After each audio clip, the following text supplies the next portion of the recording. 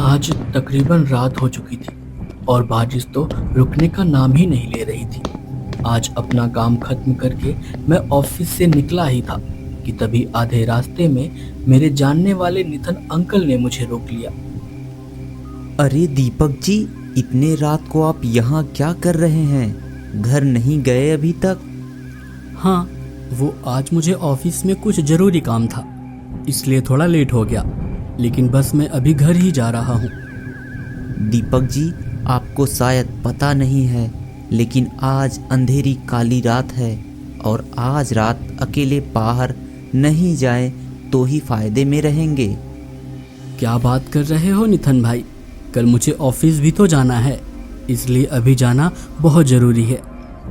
देखो दीपक जी, मेरी बात मानो, अकेले मत जाओ अभी। आज घर पर भी कोई काम है तो जाना तो पड़ेगा। अच्छा तो एक काम करो दीपक जी, यदि आपके पास थोड़ा समय हो तो रुक जाओ, मैं अपनी दुकान कुछ देर में बंद कर देता हूँ, फिर हम दोनों एक साथ चल जाते हैं। अरे भाई, काफ़ी लेट हो जाएगा, फिर मुझे कल काम पर भी तो जाना है, इसलिए मैं निकलता हूँ। आखिरी बस आती ही होगी, अगर वो छूट गई तो मुश्किल हो जाएगी। अच्छा चलो, गुड नाइट भाई। अच्छा रुको दीपक जी, मैं जानता हूँ कि आप बहुत पढ़े लिखे हो और आपको ये काली रात और छलावे पर थोड़ा भी भरोसा नहीं है। यह पोटली अपने साथ रख लो, यह मुझे मेरी माँ ने दिया था, लेकिन अब इसे आप रख लो और अपना ख्याल रखना। ठीक है भाई, अब मैं जाता हूँ। मैंने वो पोटली अपने साथ रख ली और वहाँ से निकल गया। रात बहुत थी, बारिश भी थी, लेकिन मैं क्या करता, मेरी नौकरी का सवाल था। रात काली होती जा रही थी। बस वाला जगह थोड़ा दूर था। जाते जाते अच्छा खासा वक्त लग रहा था। आसमान में तेज बिजलियां कड़क रही थी और बिजली के साथ बारिश की बूंदें चाकू की तरह पूरे जिस्म पर लग रही थी। अब थोड़ी देर बाद मैं बस की जगह पर पहुंच गया था।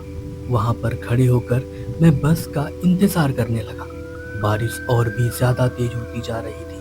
आसपास अब कोई भी दिखाई नहीं दे रहा था। वहां पर सिर्फ मैं ही इंतजार कर रहा था। कुछ देर इंतजार करने के बाद मुझे अंदाजा हो गया कि शायद वो आखिरी बस भी निकल चुकी थी। तभी मैंने रोड पर सामने एक अजीब सी लड़की को देखा जो वहां पर बैठी हुई थी। अंधेरा बहुत ज्यादा था, इस वजह से मुझे वह ठीक से दिखाई नहीं दे रही थी। तभी आसमान में जोर से बिजली कड़की, जिससे मेरा ध्यान हट गया और फिर जब मैंने उस जगह पर जाकर देखा तो वहां कुछ भी नहीं था। यह बात मुझे काफी अजीब लगी। मैं उसी के बारे में सोच ही रहा था कि अचानक वहां पर एक गुलाबी रंग की साड़ी में एक लड़की मेरी तरफ आने लगी।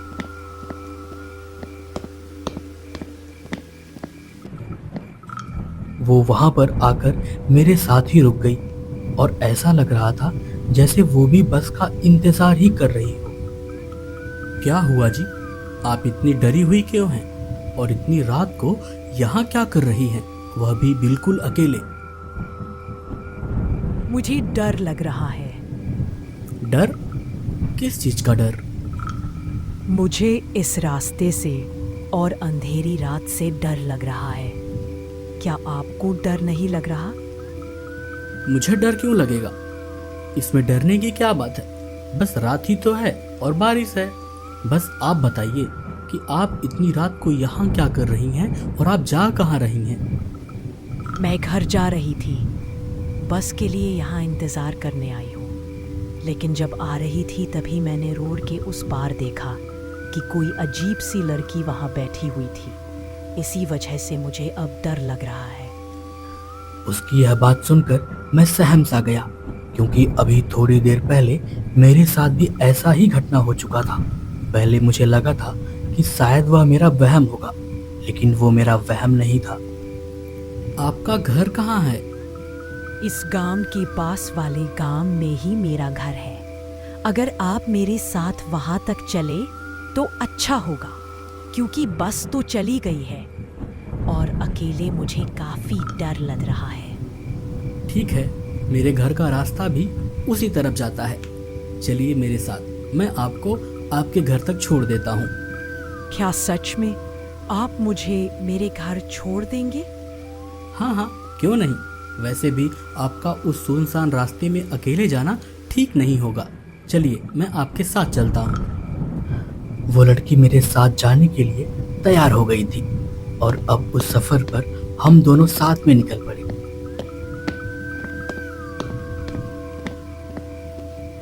हम दोनों पूरे रास्ते बातें करते हुए जा रहे थे। मुझे जो पहले थोड़ा सा डर लग रहा था, अब बिल्कुल भी नहीं लग रहा था। शायद मेरे अकेलेपन की वजह से ही मुझे डर महसूस हो रहा था। हम दोनों पूरे रास्ते बारिश में भीग रहे थे। रास्ते में अजीब अजीब सी आवाज़ें आ रही थी। एक जगह तो हमें ऐसी आवाज़ें सुनाई देने लगी जैसे कोई पुरानी कविता गा रहा हो।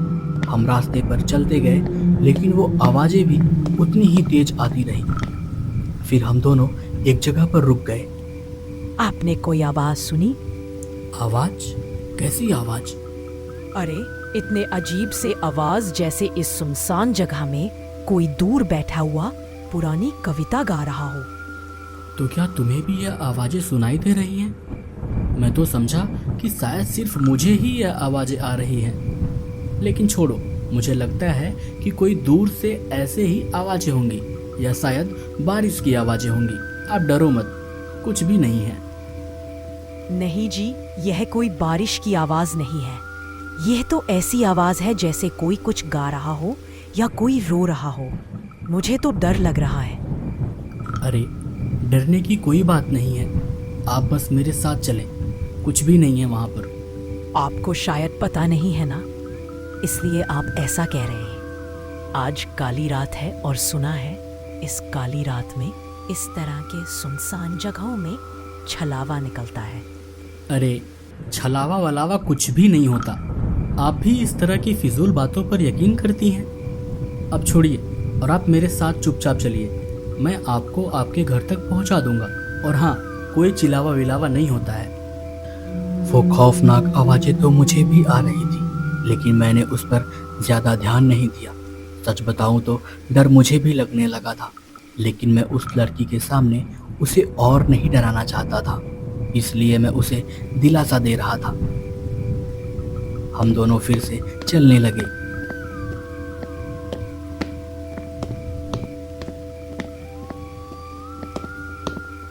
इस अंधेरी रात में, इस सुनसान जगह पर, इस रास्ते से क्या आपको डर नहीं लगता?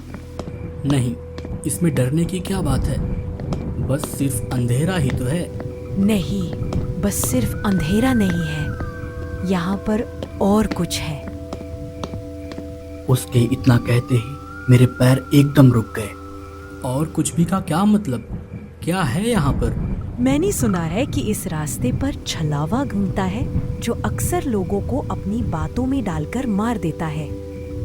नहीं, मैंने पहले भी कहा है कि चिलावा जैसा कुछ भी नहीं होता है। यह सब कहने की बातें हैं बस। बस आपने देखा नहीं है ना, इसीलिए आप ऐसी बातें कर रहे हैं। जिस दिन आप सच में देख लेंगे, फिर आप ऐसी बातें नहीं करेंगे साहब जी। तुम तो ऐसे बातें कर रही हो जैसे कि तुमने सच में कोई छलावा देखा है। तो बताओ, फिर छलावा दिखता कैसा है? छलावा बहुत ही खतरनाक होता है। एक बार किसी को पकड़ ले तो फिर आसानी से नहीं छोड़ता। अगर कोई भी छलावा के पकड़ में एक बार आ गया तो फिर उसका बचना बहुत मुश्किल है। हाँ, वो सब तो ठीक है, लेकिन तुमने मुझे बताया नहीं कि क्या तुमने सच में छलावा देखा है? हाँ साहब जी, मैं छलावा ही तो हूँ। उसका इतना कहते ही मैं एकदम से रुक गया। मगर ये क्या, लड़की कहाँ गई? मैंने इधर उधर देखा, मगर वो कहीं भी नहीं थी। अब मुझे उसकी बातों से डर लग रहा था। मुझे समझ में नहीं आया कि वो कोई भी थी और अचानक गायब कैसे हो गई। मैं अब बहुत डरा हुआ था। मेरी सांस मानो थम सी गई थी। मैंने बिना इधर उधर देखे ही चुपचाप चलना शुरू कर दिया। जो ये छलावा वगैरह पर यकीन नहीं करता था, अब मुझे इस पर यकीन होने लगा था। डर के मारे मेरे हाथ पैर कांप रहे थे। बस मैं किसी तरह इस रास्ते को पार करना चाहता था।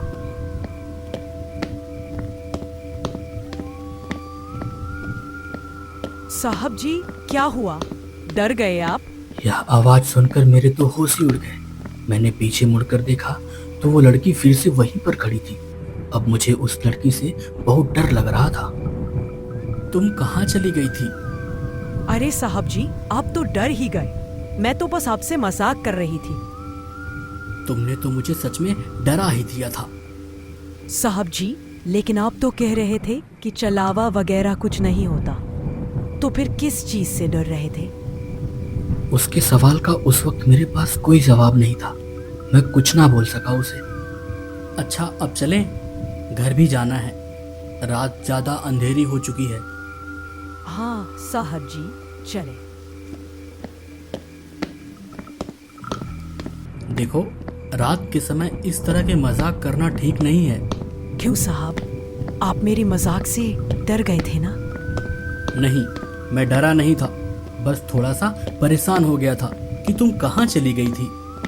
अच्छा, क्या अभी भी आपको यही लगता है कि छलावा नहीं होता? अरे छोड़ो ना या छलावा की बातें, कोई और बात करते हैं। देखो, हम शायद घर पहुँचने ही वाले हैं।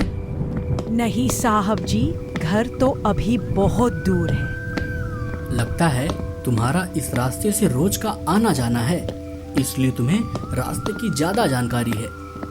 हाँ साहब जी, इस रास्ते से तो मेरा रोज का आना जाना लगा रहता है।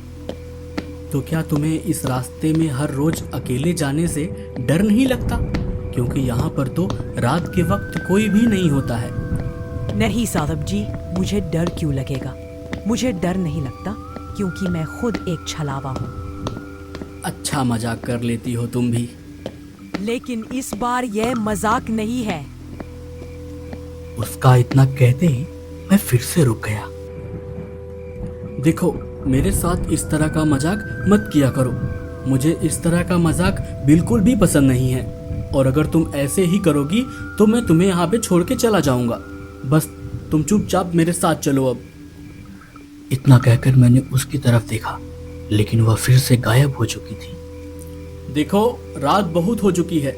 मेरे साथ इस तरह का मजाक मत करो। चलो जल्दी से निकलो, रात हो गई है। तुम्हें घर नहीं जाना है क्या? देखो, मैं जा रहा हूँ, तुम फिर अकेले ही आना। मैंने फिर से आवाज दी, लेकिन वह मुझे कहीं दिखाई नहीं दी। अब मैंने आगे बढ़ने का सोचा, लेकिन मुझे उस लड़की की भी फिक्र हो रही थी। आखिरकार यह रास्ता इतना सुनसान है और काली रात है। अजीब अजीब सी आवाजें आ रही थी, लेकिन अब मुझे आगे बढ़ना ही सही लगा। अब चलते चलते मैंने जब रास्ते को देखा तो वो रास्ता उसी तरह का था जहां से मैं पहले भी गुजर चुका था। मैंने चारों तरफ नजर दौड़ाई तो समझ में आ गया कि कुछ ना कुछ तो गड़बड़ हो रही है मेरे साथ। अब मुझे कुछ समझ में नहीं आ रहा था। मैं बस चलता जा रहा था। अचानक मेरे पीछे किसी के चलने की आहट आने लगी, जैसे कोई मेरे पीछे आ रहा हो। उस आवाज ने मेरे डर को और बढ़ा दिया, लेकिन फिर भी वो कदमों की आहट लगातार मेरे पीछे आ रही थी।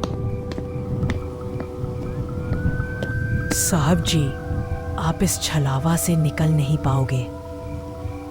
यह आवाज कुछ जानी पहचानी सी लग रही थी, क्योंकि यह आवाज उसी लड़की की थी।